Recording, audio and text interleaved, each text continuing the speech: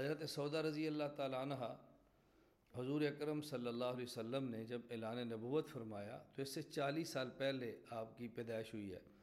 گویا کہ عمر میں نبی کریم صلی اللہ علیہ وسلم کی ہم عمر شمار ہوتی ہیں۔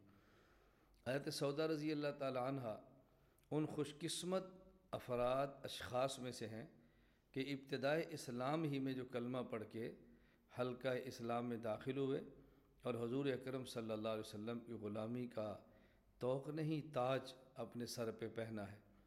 حضرت سودا رضی اللہ تعالیٰ نے کلمہ پڑھا، مسلمان ہو گئیں، اور جس بات کو حق سمجھا اس کو لے کر گھر نہیں بیٹھی، بلکہ حدود شریعت میں رہتے ہوئے انہوں نے اسلام کی تبلیغ شروع کی۔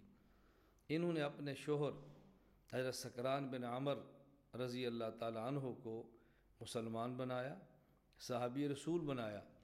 دیگر کئی افراد، اس میں بعض خواتین بھی شامل ہیں، دعوت دی اور ان کو مسلمان کیا۔ تو حضرت سودا رضی اللہ تعالیٰ عنہ صحابیہ بھی ہیں، داعیہ اور مبلغہ اسلام بھی ہیں، اور اس کے بعد پھر حضور اکرم صلی اللہ علیہ وسلم کی زوجہ ہیں اور تمام ایمان والے مردوں اور خواتین کی ماں ہیں۔ نبوت کے 5ویں سال تقریباً 11 مرد اور 4 خواتین نے حبشہ کی طرف ہجرت کی، حضور اکرم صلی اللہ علیہ وسلم کی اجازت اور آپ کے فرمانے پر۔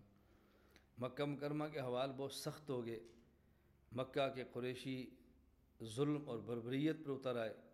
جو شخص کلمہ پڑھتا اس کو تکالیف کا سامنا کرنا پڑتا۔ اپنے ایمان کی حفاظت کے لیے مسلمانوں کو اجازت مل گئی کہ وہ حبشہ کی طرف ہجرت کرنا چاہیں تو کریں۔ تو نبوت کے 5ویں سال 11 مرد اور 4 خواتین نے ہجرت کی ہے۔ پھر نبوت کے 6 سال تقریباً 83 مرد اور 20 خواتین نے ہجرت کی ہے۔ اس میں حضرت سودا بھی ہیں اور ان کے شوہر حضرت سکران بھی ہیں۔